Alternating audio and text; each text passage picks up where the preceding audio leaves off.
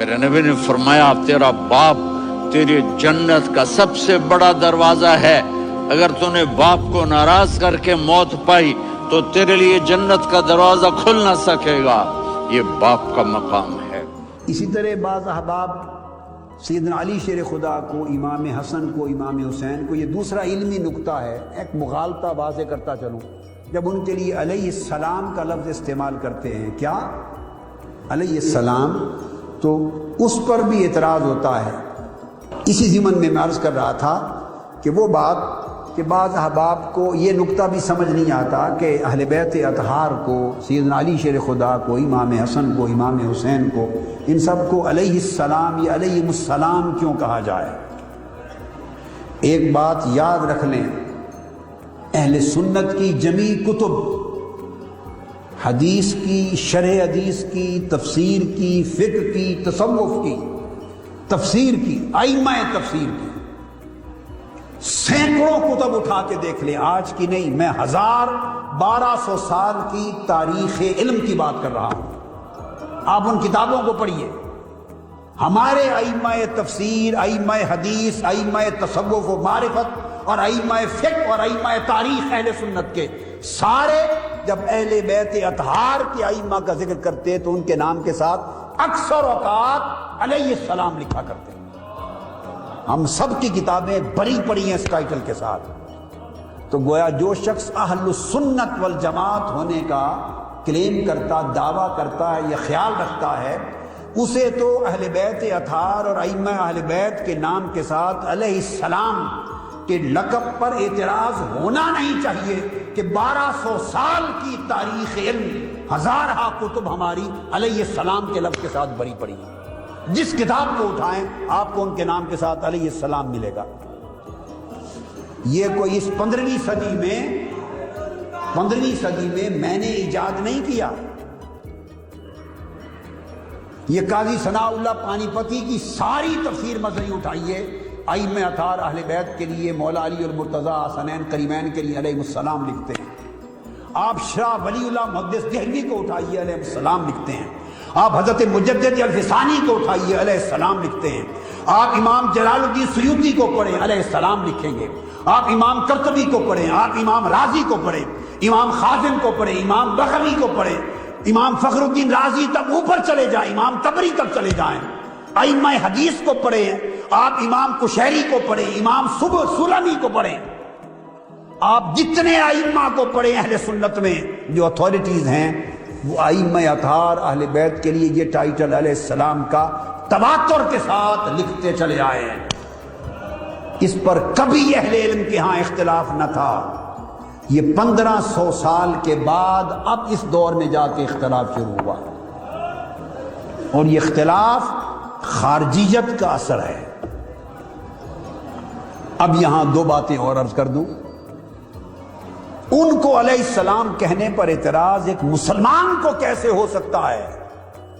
ایک مسلمان کو کیسے ہو سکتا ہے کہ وہ مسلمان ہر دوسرے شخص کو، نیک ہو یا بد، مومن ہو یا فاسق، متقی پرہیزگار ہو یا گناہگار، مسلمان جب دوسرے شخص سے ملتا ہے تو وہ اس کو کہتا ہے السلام علیکم، تم پر سلام ہو۔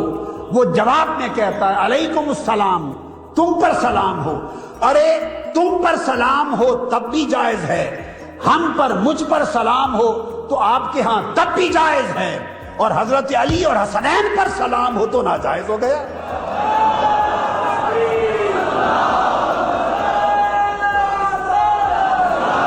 ہم ہر روز السلام علیکم وعلیکم السلام کہتے ہیں، یہ شعار اسلام ہے، اسلام کا شعار ہے۔ اور پھر شریعت کا قاعدہ کلیہ ہے کہ اگر کوئی شخص کسی غائب شخص کا آپ کو سلام کہے، غائب شخص کا کوئی سلام پہنچائے، تو سنیے آپ جواب کیا دیں گے؟ آپ کہیں گے وعلیکہ وعلیہ السلام۔ اب وہ سیدھا علیہ السلام بھی آ گیا۔ اگر کسی شخص کا سلام پہنچایا آ کر دوسرے نے، اور وہ شخص آپ کے سامنے موجود نہیں، تو یہ کسی عالم دین سے پوچھئے، خواہ اس کا تعلق سلفی اہل حدیث مکتب فکر سے ہے، خواہ اس کا اہل سنت مکتب فکر سے ہے، دیوبندی کہلاتا ہے، بریلوی کہلاتا ہے، شیعہ کہلاتا ہے، وہ حنفی کہلاتا ہے، مالکی کہلاتا ہے، شافعی، حنبلی، جعفری، کسی عالم دین سے پوچھئے کہ غائبانہ کوئی سلام پہنچائیں تو جواب کیا ہوتا ہے، وہ آپ کو بتائے گا متفقہ جواب ہے علیکہ و علیہ السلام۔ علیکہ کا مطلب ہے کہ تم پر بھی سلام ہو، یہاں تک بات ختم ہو گئی۔ اگلا لفظ بتائیے کیا ہے؟ وہ علیہ السلام۔ وہ جس نے کراچی سے سلام بھیجا وہ تو علیہ السلام بن گیا، وہ جس نے ملتان سے سلام بھیجا وہ تو علیہ السلام ہو گیا، ہر شخص اس کو علیہ السلام کہہ لے۔ اور وہ جو مدینے والے ہیں، وہ جو خانوادہ مصطفیٰ ہے، وہ جو ذریت رسول ہے، ان کو علیہ السلام کہا تو اعتراض کہاں سے آ گیا؟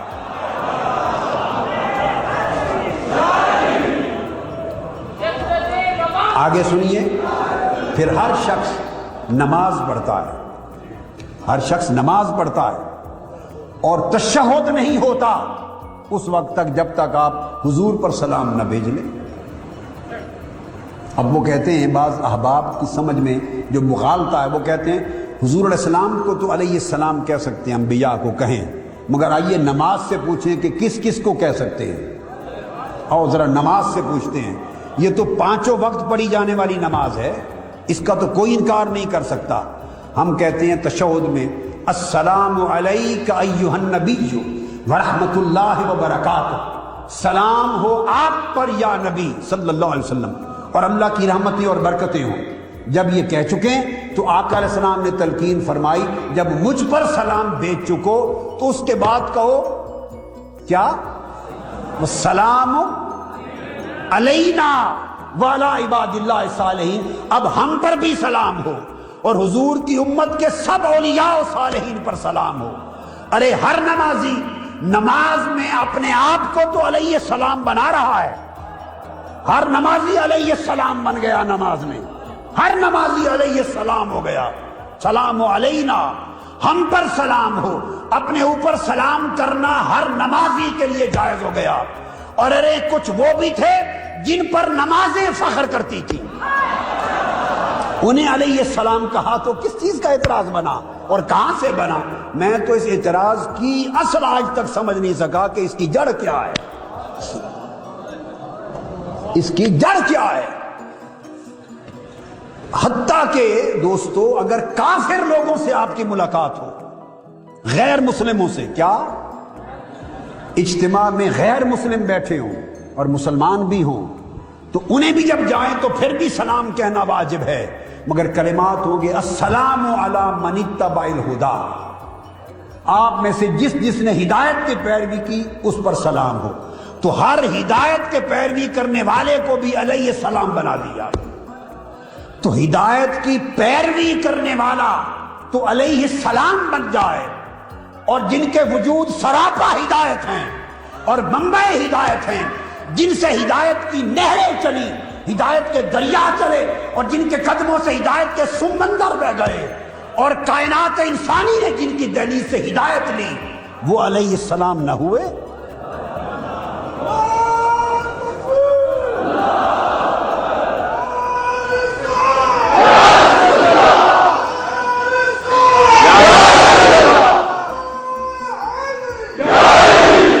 تعجب ہے کہ متبع ہدایت، ہدایت کی پیروی کرنے والا وہ تو علیہ السلام بن جائے، السلام علی من اتبع الہدی، اور وہ جو خود ہادی و مہدی تھے اور ہادی و مہدی ہوئے وہ علیہ السلام نہ ہو۔ یاد رکھ لیں، شرن دنیا کا کوئی عالم کوئی نص شریعت کی اس کے ناجائز حرام ہونے کی نہیں لا سکتا۔ اگر ناجائز ہو تو نماز سے ہی نکال دینا چاہیے، السلام علینا وعلی عباد اللہ الصالحین۔ تو میں نے کہا بائی دی وے دو چیزیں آ گئیں تو واضح کرتا چلوں، اور بے شک رضی اللہ تعالی عنہ یہ بھی قرآن مجید کا ٹائٹل ہے، ہم یہ استعمال کرتے ہیں کیونکہ اللہ رب العزت نے ان کے لیے کہا رضی اللہ عنہ ورضوا عنہ،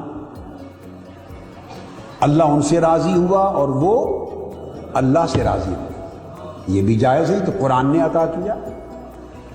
اور علیہ السلام بھی اسلام نے عطا کیا، اور اللہ نے اور اللہ کے رسول نے نماز میں عطا کیا۔